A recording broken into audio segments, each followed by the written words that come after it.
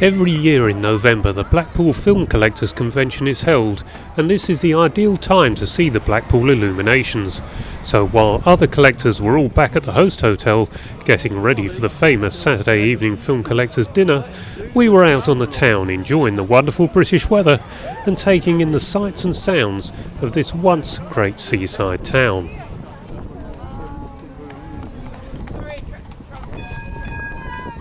No visit to Blackpool would be complete without a ride or two on the famous trams, which run all along the seafront as far as Fleetwood, some miles up the coast. We didn't have time for the complete trip, but a ride or two back and forth along the Golden Mile had to be done.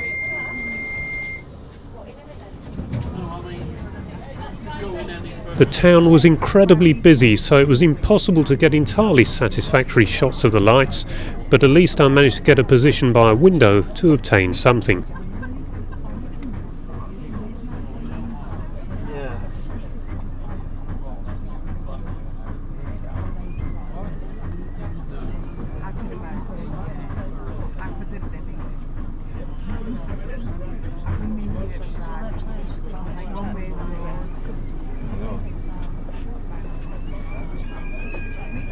If you're lucky, you can get an hotel room overlooking the tram lines, the lights and the sea, and this was the view out of our hotel room window.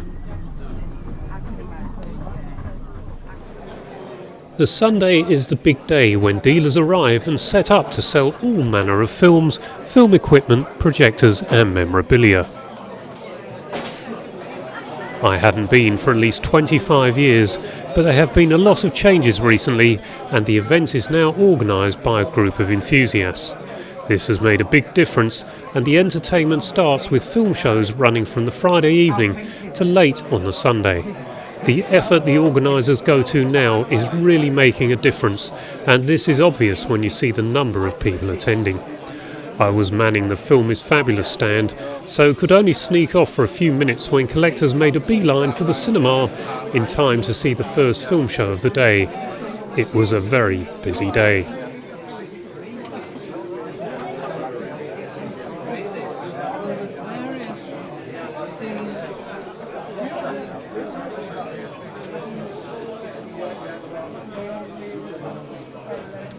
The Universal 8 200-foot cut-down of Jaws.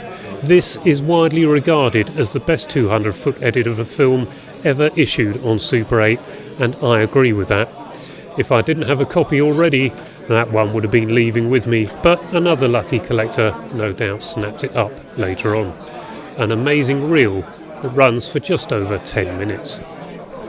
This is Phil and Denise Sheard of Classic Home Cinema, the biggest Super 8 distributor in the world today, and they still have a physical shop in Cleethorpes on the East Coast.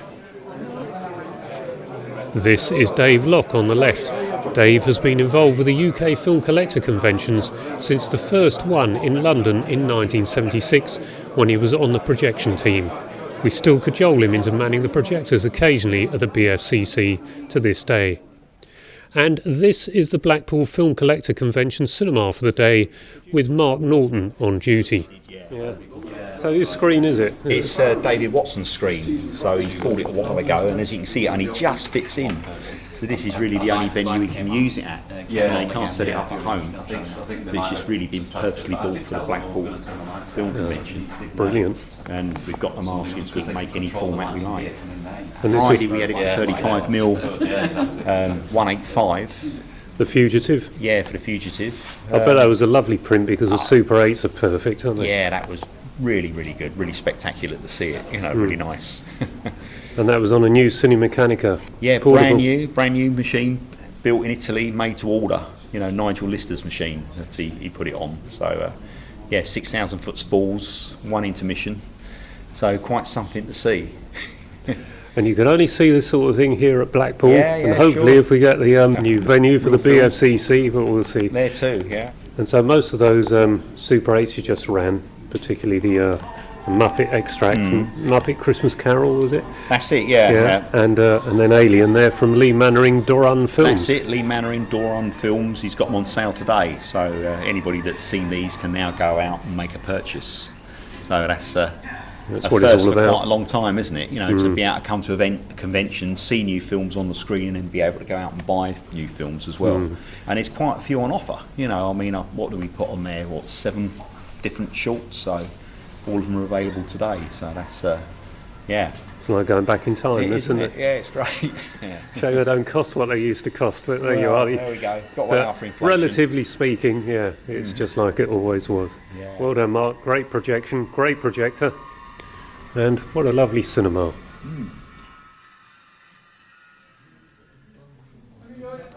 The middle of the afternoon sees the famous Blackpool auction. This has been a mainstay of the convention from the beginning, and it was great to see it being well supported once again, with a lot of films being sold. The whole event seemed to be going well, with a lot of enthusiasm all around and a lot of money changing hands, possibly confirming the renewed interest in film and the film collecting hobby. The credit for such a successful event goes to the enthusiastic organisers, who have made a significant difference and have once again made the Blackpool Film Collectors Convention attractive to so many people. This is the second dealer room, which had to be added late on owing to so many traders wanting stands this time around. I caught organiser Simon McConway sneaking a look in here, but I promised not to include this shot of him. Still more, so I, as far as I can, it's okay, but try it out.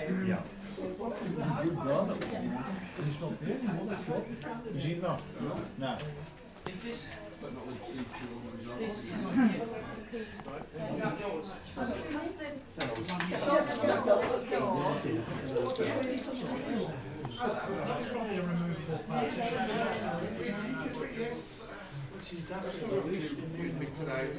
Where's the purchase? It is. And that's And this is the projected picture trust stand, of which I am a member. The PPT have been doing wonderful work to preserve our cinema heritage here in the UK, and sometime I'd like to get up to the headquarters in Halifax to feature them in a future video. Do I sell it or do I just keep them on the shelf forever? I'm not enjoying them. I'm not watching them anymore. So should I give them? Not to. The cinema will be operating well into the evening, but some of us had to hit the road for home as we had long drives ahead of us. The last session I saw was a discussion with my Film is Fabulous colleagues, Justin Smith and John Franklin. The chaps spoke about where we had got to with the project and what its aims were for the next year and beyond. Great plans lie ahead, and it's all good for film collectors and the film collecting hobby as a whole.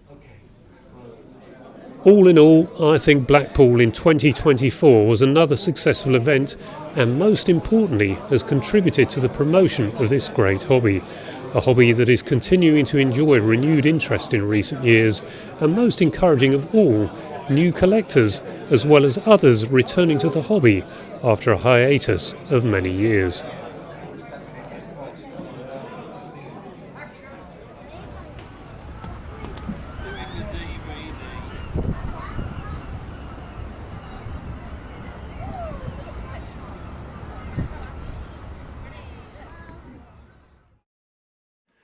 I came back from Blackpool with a couple of items, 35mm miniature film cans. The first has got a 2-minute animated short in it. This was a stop motion, The Big Story, 1994 I think it was, and in fact won the British Academy Award for the best animated short, so quite something there for that to turn up. And this one I couldn't leave there because of the tin.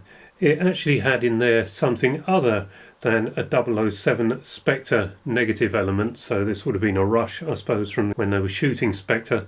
But what was in here was actually a promotion for road safety, so that's actually quite a nice item to have at the start of a show, then perhaps a short with the big story, then trailers, and then into the feature film. So that all came together, or will come together rather nicely. But in addition, that nice Steve Rowley gave me a brand new 35mm scope lens for my 35mm Kineton here, and it works beautifully with a 57mm lens, and I didn't think it would be possible but I'm now just about filling the 10-foot wide scope screen in here. So that's been a wonderful boon to have, and I'm looking forward to running my 35mm alien print to see it 10-foot wide in its full glory. Right, I think that brings us to the end of another video. I hope you like it. If you did, please give it a like, perhaps subscribe, and until the next video, bye bye for now.